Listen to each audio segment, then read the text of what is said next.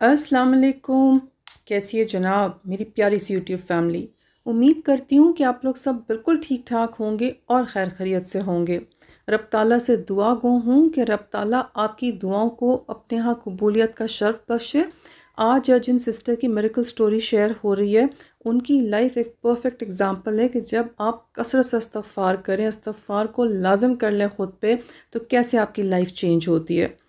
ये सिस्टर बताती हैं कि फ़ाइनली वो दिन आ गया कि जब मुझे अमेरिका ट्रैवल करना था। कहती हैं कि अमेरिका जाने से पहले ही चूँकि बहुत घबराई हुई थी, अकेले ट्रैवल करना था, फ़र्स्ट टाइम फैमिली को छोड़ के जा रही थी, तो खूब दुआएँ कर रही थी। कहती बार-बार अल्लाह ताला से ये दुआ करती थी कि अल्लाह ताला बस मेरा ख़्याल आपने रखना है, मेरे मालिक आप हैं।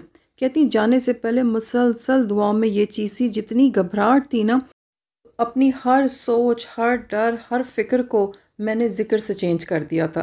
कहती मुसलसल बस दुआ मांग रही थी और जैसे बस अल्लाह ताला से बात किए जा रही थी कि अल्लाह ताला एक नई जगह जा रही हूँ, मैं किसी को नहीं जानती, मुझे कुछ नहीं पता, लेकिन मैं सिर्फ़ आपको जानती हूँ। यहाँ पर भी आप ही मेरा ख़्याल रखते हैं और वहाँ पर भी आपने ही मेरा ख़्याल रखना है। अल्लाह ताला यहाँ पर भी आप हैं और अमेरिका में भी आप हैं, अमेरिका भी आपका और पाकिस्तान भी आपका है, तो बस आप ही मेरे वकील हैं, आप ही मेरे गारंटर हैं, आपने ही मेरा ख़्याल रखना है, बस मेरा हर काम आपने करके देना है। कहती तब तक ऐसा था कि इस्तग़फ़ार की कसरत बहुत ज़्यादा करती थी, दुरूद शरीफ पढ़ती थी लेकिन इतना नहीं, बस ऐसे कि दुआ के अव्वल आखिर पढ़ लिया या बीच-बीच में कहीं-कहीं पढ़ लिया, लेकिन दुरूद शरीफ की कसरत नहीं थी, लेकिन इस्तग़फ़ार की जितनी कसरत हो सकती थी करती थी। और अब तो मामला घबराहट का था और इतनी बेयकीनी वाली कैफ़ियत थी, तो उस सारी टेंशन में मुझे इस्तग़फ़ार से जो है वो बहुत ज़्यादा हौसला मिला।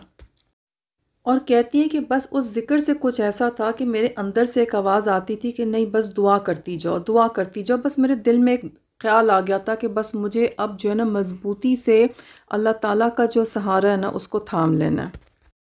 कहती इसी तरह घबराई, परेशान, वसवसे बार-बार आ रहे, लेकिन अल्लाह ताला का नाम लेके प्लेन पे सवार हो गई। कहती जो पूरा जर्नी था उसमें भी मुसलसल दुआएँ माँगती हुई गई कि घबराई हुई थी, पहली दफ़ा जा रही थी। कहती जब लैंड की तो लैंड करने के बाद जो मैं ख्वाब देखती थी वो ख्वाब सच हो गया।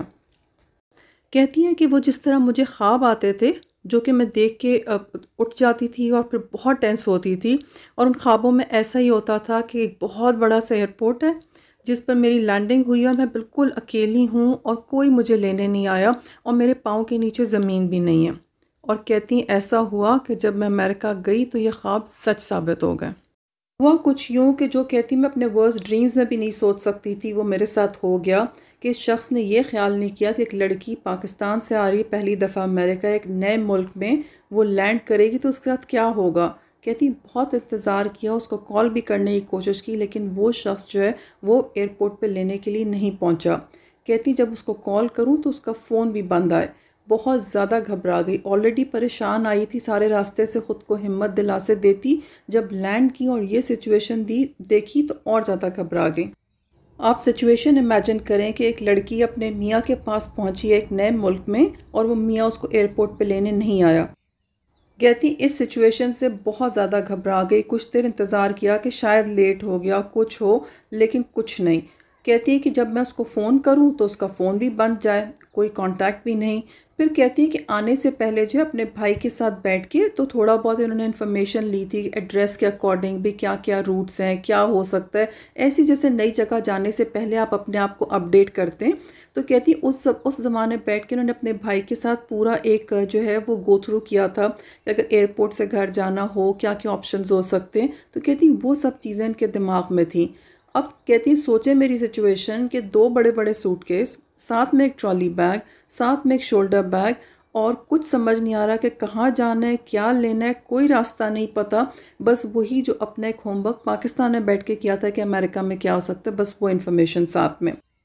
कहती है रास्ते आते नहीं, पता कुछ नहीं, लेकिन फिर भी लोगों से पूछती पुछाती जो है अपने ऐसी बैग्स को किसी न किसी तरह से संभालती हुई ट्रेन स्टेशन तक गई। ट्रेन स्टेशन से जो है फिर आगे से टैक्सी ली और फिर फाइनली किसी न किसी तरह से उस एड्रेस पे पहुंच गई जहां इनके हस्बैंड रहते थे। कहती हैं कि अभी और धचके जो थे वो लिखे हुए थे। कहती जब दरवाज़ा नॉक किया तो दरवाज़ा इनके हस्बैंड ने ही खोला, और दरवाज़ा ऐसे खोला कि पूरा दरवाज़ा भी नहीं खोला, बीच दरवाजे के खड़े हो गए और इससे पहले कि वो कोई शिकवा करती या पूछती क्यों नहीं लेने आए या कुछ भी कहती, फ़ौरन से बोले दरवाज़ा थोड़ा सा खोल के कि तुम अंदर नहीं आ सकती, तुम मेरे घर में दाखिल नहीं हो सकती, मैं तुम्हें एक्सेप्ट नहीं करूँगा घर में, लेकिन अब जैसा कि तुम आई गई हो तो मैं तुम्हारे रहने का कहीं अरेंजमेंट कर देता हूँ। कहती उस शख्स ने मुझे अंदर भी नहीं घुसने दिया, उसी टाइम मेरा सामान अपनी गाड़ी में रखा और लेकर जो है मुझे एक होटल में चेक इन करा दिया। होटल में ले जा के छोड़ने के बाद इनके हस्बैंड को बोला कि भाई मैं शाम को आऊँगा और फिर मैं देखता हूँ कि फिर कैसे इस सिचुएशन को आप हैंडल कर रहे हैं। कहती मैं तो परेशान थी, एक के बाद दूसरी चीज़ जो है वो अजीब व गरीब सामने आती जा रही थी और एक के बाद दूसरा धचका लगे जा रहा था। कहती शाम का इंतज़ार किया, शाम हुई तो अपने भाई के साथ आए इनके हस्बैंड और आके बोला कि भाई देखो अब मैं तुमसे ये कह रहा हूँ कि तुम अभी वापस चली जाओ, मैंने तुम्हें यहाँ नहीं रखना। और फिर जब एक दफ़ा तुम वापस चली जाओगी फिर हम कुछ और सूरत हाल देखेंगे, इस पर डिस्कशन करेंगे और फिर वहाँ से जो है ना हम इसको आगे लेके चलेंगे, लेकिन अभी तुम यहाँ नहीं रह सकती, आ गई हो लेकिन फ़ौरन से वापस चली जाओ। तुम अगर वापस चली जाती हो तो फिर सूरत हाल निकलेगी कि हम पैचअप करेंगे और फिर इंशाल्लाह जो है हम साथ रहना शुरू करेंगे, लेकिन अगर तुम वापस नहीं जाती हो तो मैं तुम्हें अभी छोड़ दूँगा। कहती उस टाइम तो मैं बहुत ज़्यादा परेशान थी, एक के बाद दूसरी चीज़ जो थी वो उल्टी हो रही थी, कुछ समझ नहीं आ रहा था। कहती लेकिन आज व्हेन आई लुक बैक और मैं बस सारी की सारी सिचुएशन रिकॉल करती हूँ तो मुझे ये समझ में आती है कि ये शख्स जो कि मेरा हस्बैंड था, एक्चुअली इसको ना बहुत ज़्यादा डर था, उसने किसी वकील वगैरह से मशवरा कर लिया हुआ था और अब जैसे उसको ये पता था कि अगर अमेरिका में रहते वक्त किसी भी वक्त उसकी शिकायत जो है वो कर देती एज अ वाइफ में तो वो बहुत ट्रबल में आ सकता था। उन सारी चीज़ों को अवॉइड करने के लिए वो जो है वो मुसलसल कन्विंस कर रहा था, किसी न किसी तरीके से जो है ये ट्रैप करने की कोशिश कर रहा था कि भाई ऐसा है कि तुम वापस चली जाओ वरना सारी चीज़ें अभी ख़त्म हो जाएंगी, लेकिन तुम वापस चली जाती हो तो हम फैमिली के साथ बैठेंगे, फिर से एक न्यू स्टार्ट होगा। कहती हैं गर्ज जितने हीले बहाने जितनी दलीलें वो दे सकता था, एंड में बात जो थी वो इसी चीज़ पे ख़त्म होती थी कि तुम वापस चली जाओ वरना ऐसा है कि मैं तुम्हें छोड़ दूँगा। कहती हैं फिर इस तरह की बातें करने के बाद वो चला गया। कहती हैं अपने हस्बैंड की तरफ से ये सिचुएशन देख के और मुकम्मल जवाब सुन के कि वो मुझे नहीं रखेगा अगर मैं वहाँ रहती हूँ, कहती हैं फिर सोचा कि अब जो है वो घर पे भी नहीं लेके जा रहा, तो इन्होंने अपने एक जानने वाली थी उनकी बेटी को कॉल किया और होटल से जो है ये उनके घर चली गई। कहती है एक के बाद दूसरी सिचुएशन ऐसी हो रही थी, लगता था जैसे दिमाग जो है ना वो सोचने समझने की सलाहियत खो बैठा है, लेकिन कहती है ज़बान ऐसी थी जिससे ज़िक्र रुक नहीं रहा था, मुसलसल इस्तग़फ़ार का ज़िक्र जारी था और शायद वही जो था वो मुझे संभाले हुए था। कहती है लेकिन ऐसा है कि इतनी डिप्रेसिंग सिचुएशन में भी उस ज़िक्र से अल्लाह ताला ने फिर दिखाया कि कैसे अल्लाह ने मेरे लिए रास्ते खोले। कहती है लोगों के ऐसा होता है काम बनते बनते बिगड़ जाते हैं, लेकिन कहती हैं कि आज जब मैं पलट के देखती हूँ तो मैं कहती हूँ कि उस इतने अंधेरे में, उतनी मायूस कुन सिचुएशन में एक्चुअली अल्लाह ताला ने मेरी दुआओं का जवाब देना शुरू कर दिया था। एक्चुअली अल्लाह चीज़ों को हिला जुला रहा था, मेरे लिए कामयाबियों के रास्ते बनना शुरू हो चुके थे। कहती वहाँ से फिर ऐसा हुआ कि अल्लाह ताला ने मेरे काम बनाना शुरू किए और कहाँ ऐसा था कि मेरे इतने उल्टे काम थे, अल्लाह ताला ने उनको सीधा करना शुरू कर दिया। लोग कहते हैं ना कि हम सोने में हाथ डालते हैं वो मट्टी हो जाता है। कहती मेरी तो सारी सिचुएशन ऐसी थी कि सब ज़ीरो, सब मट्टी था, लेकिन एक्चुअली अल्लाह ताला ने वहाँ से ही जो है वो मेरी मट्टी वाली सिचुएशन को सोना बनाना शुरू कर दिया हुआ था। कहती वहाँ से मैं देखती हूँ कि every step of the way Allah ने मेरा वहाँ से हाथ पकड़ लिया और अल्लाह की गैबी मदद शुरू हो चुकी थी मेरे लिए। कहती हैं इसके बाद जैसे आहिस्ता आहिस्ता मिलने जुलने वालों को पता चलना शुरू हुआ कि ऐसे एक लड़की आई है और उसके साथ ऐसा हो गया है, तो बहुत लोगों ने अप्रोच किया, बहुत लोगों ने तसल्ली दी और ऐसी हालत में हर इंसान जो कि तसल्ली दे रहा था या हौसला बढ़ा रहा था, तो ऐसे लगता था कि दिल को थोड़ी देर के लिए ढारस मिल जाती है और थोड़ी देर के लिए जो है ना वो दिल को ऐसे आसरा हो जाता है कि चलो कोई तो है जो मेरी सिचुएशन को समझता है। लेकिन टेंशन बहुत ज़्यादा थी। कहती मुसलसल दुआ मांग रही थी कि अल्लाह ताला अब बताएं मैं क्या करूं। फिर ऐसा हुआ कि अब इनकी बहन की एक फ्रेंड है जो किसी दूसरे शहर में रहती थी, तो जब उनसे कांटेक्ट हुआ तो उन्होंने कहा भाई तुम मेरे पास आ जाओ और यहाँ से देखते हैं कि तुम्हारे लिए क्या कुछ हो सकता है।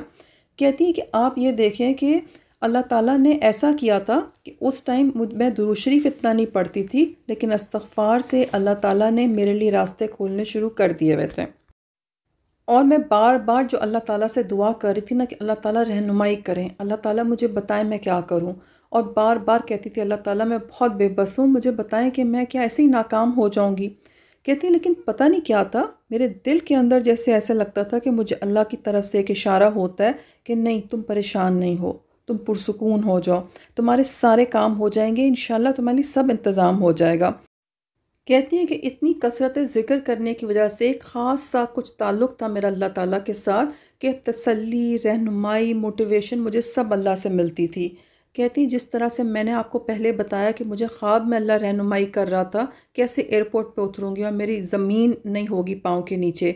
अल्लाह ने वो सिचुएशन भी दिखाई। यानी गर्ज़ के टेंशन में अल्लाह ने पहले ही ज़िक्र से जो है वो मुझे सँभालना शुरू किया हुआ था।